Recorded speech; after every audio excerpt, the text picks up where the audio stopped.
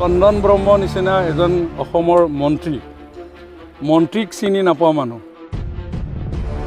তাৰ কেটেৰিক না কি বুলি কয় চকুৰ অলপ খেলি মেলি হৈছে নেকি হাগ্ৰামা মহিলাৰী ডাঙৰীয়াক বেলেগ সমষ্টিৰ কথা মই ক'ব খোজা নাই মোৰ সমষ্টিতে কাম হৈছে না নাই এইটো চোৱাৰ কাৰণে মই আহ্বান জনাইছোঁ তেখেতসকলৰ কথা যদি তেখেতসকলে সেনেধৰণৰ ভাবিছে এনেতো মানুহৰ মাজত গৈ মিটিং চিটিং কৰি গৈছে আমি কাৰোৰ লগত মানে মিল নহওঁ মানে আমাৰ লগত মিত্ৰজোঁট নকৰোঁ কিন্তু আজি তেখেতসকলে সহায় বিচাৰি আছে তেনেহ'লে তেখেতসকলৰ শক্তিটো দুৰ্বল হোৱা বুলি ক'ব লাগিব অকলে যুঁজিম বুলি কৈ ৰাইজৰ মাজত পকতীয়াকৈ কৈ আছিল এতিয়া গৈ দিল্লীত মানে সহায় বিচাৰি আছে তেনেহ'লে তেখেতৰ শক্তি কিমান আছে এইটো আৰু তেখেতক কি ক'ম চন্দন ব্ৰহ্ম নিচিনা এজন অসমৰ মন্ত্ৰীক চিনি নাপোৱা মানুহ নিজৰ মানে সংগী য'ত প্ৰবীণ বড়ো ডাঙৰীয়াক চিনি নাপোৱা হৈ গ'ল তেনেহ'লে তেখেতৰ কেটেৰিক না কি বুলি কয় চকুৰ অলপ খেলি মেলি হৈছে নেকি মনৰ কথাবিলাক তেখেতৰ ব্ৰেইনৰ অলপ কিবা থাকিব পাৰে তাৰ কাৰণে হয়তো তেখেতে আবুল তাবুল বকি দিছে চন্দন ব্ৰহ্ম চিনি নাপায় প্ৰবীণ বড়োক চিনি নাপায় এনেকৈ আমাকতো আৰু চিনি নাপাব আমাৰ নিচিনা মানুহ ক'ত চিনি পাব সাধাৰণ MCLA আছিলে কিন্তু তেখেতৰে সংগী আছিল মই আমিওতো তেখেতৰে সংগী আছিল তেখেতৰ দ্বাৰা জন্ম হোৱা আমি সংগঠনত হিচাপে আমাকো চিনি নাপায় তেখেতে তাৰ কাৰণে তেখেতৰ কথাটো বেলেগ ৰাইজৰ আৰু কি চিনি পাব ৰাইজক চিনি নাপাব তেখেতে শাসনত বহাৰ পিছত অমৃশ পুৰী শাসনত থকা নাটকত কৰাৰ দৰে কৰিব এনেধৰণেই চলি থকা যেন পাওঁ মই এইখিনি কথা হিৰ' বুলি কৈছে মই তাৰ কাৰণে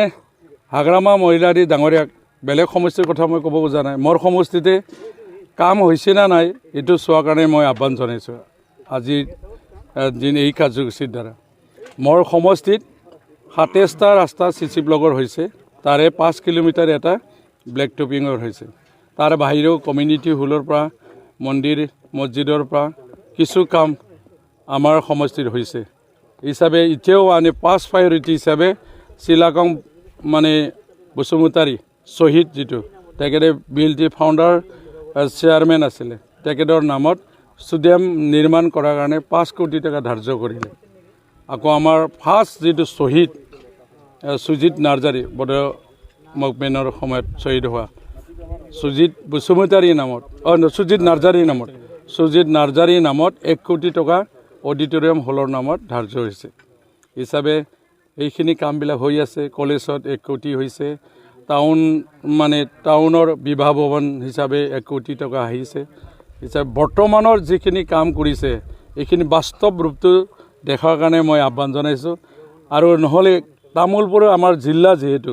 জিলাখনো আমাৰ হ'ল যদি প্ৰমোদ বড়ো ডাঙৰীয়া যদি কামেই নকৰিল হয় জিলা কেনেকৈ হৈ আহিল আজি জিলাটো কেনেকৈ ঘোষণা হ'ল যদি কামেই যদি প্ৰমোদ বড়ো ডাঙৰীয়া যদি কৰা নাই মেডিকেল কলেজৰ কনষ্ট্ৰাকশ্যনৰ কাম কেনে চলি থাকিল যদি কামেই যদি হোৱা নাই তেনেহ'লে আমাৰ পাগলাদিয়াৰ নদীখনৰ দলংখন কেনেকৈ নিৰ্মাণ হৈ গ'ল এইটোতো কৰাৰ পৰা আজিলৈকে সম্পূৰ্ণ হৈ আমাৰ অসমৰ মাননীয় মুখ্যমন্ত্ৰী হেমন্ত বিশ্ব শৰ্মা ডাঙৰীয়া উদ্বোধনী কৰি গ'ল সেই হিচাপে আমাৰ মাজত মানে বেলেগত মই যাব বিচৰা নাই কাম মানে কৰাৰ কাৰণে আজি 41খন গাঁও গহপুৰীলৈকে আৰু এক্সটেনশ্যন হ'ল BTRত সেইবিলাক কাম বৰ্তমান হৈছে য'ত মানে সমষ্টি গড়েশ্বৰ সমষ্টি হিচাপে আমি সুকীয়াকৈ পালোঁ